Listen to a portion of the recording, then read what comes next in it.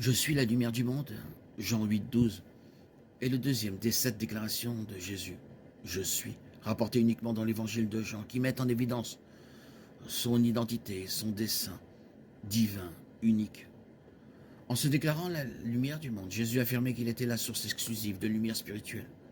Aucune autre source de vérité spirituelle n'est accessible à l'humanité. Il y a 2 sortes de lumière dans le monde.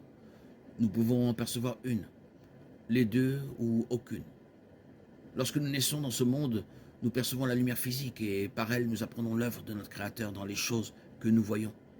Cependant, bien que cette lumière soit bonne, il existe une autre lumière. Une lumière si importante que le Fils de Dieu a dû venir pour la déclarer et la communiquer aux hommes. Jean 8, 12 rapporte, Jésus parlant de nouveau au peuple dit, « Je suis la lumière du monde. Celui qui me suit ne marchera pas dans les ténèbres, mais il aura la lumière de la vie. » La métaphore utilisée par le Seigneur dans ce verset parle de la lumière de sa vérité, de la lumière de sa parole, de la lumière de la vie éternelle. Ceux qui perçoivent la vraie lumière ne marcheront jamais dans la lumière physique. La lumière physique est nécessaire à la vie physique. La Terre changerait certainement très rapidement s'il n'y avait plus de lumière solaire.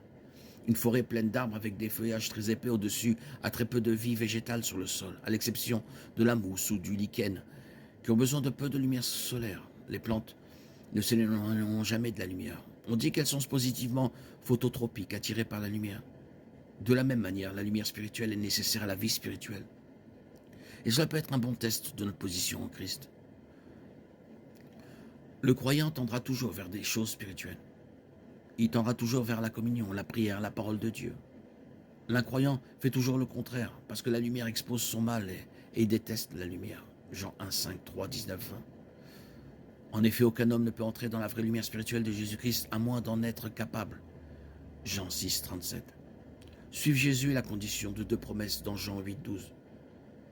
Premièrement, nous jouirons de ses disciples à nos côtés. En tant que vrais disciples de la lumière, nous ne suivrons jamais les voies du péché. Nous ne vivrons jamais dans un état de péché continuel. 1 Jean 1, 5, 7. Au contraire, nous nous répentons de notre péché afin de rester proches de la lumière du monde. La deuxième promesse est que nous reflèterons la lumière de la vie, tout comme il est venu comme la lumière du monde. Il nous ordonne d'être aussi des lumières. Dans Matthieu 5, 14, 16, nous voyons les croyants décrits comme la lumière du monde. Tout comme la lune n'a pas sa propre lumière reflétant la lumière du soleil, les croyants doivent refléter la lumière du Christ, afin que tous puissent la voir en nous. La lumière est évidente pour les autres par les bonnes actions que nous accomplissons avec foi et par la puissance du Saint-Esprit.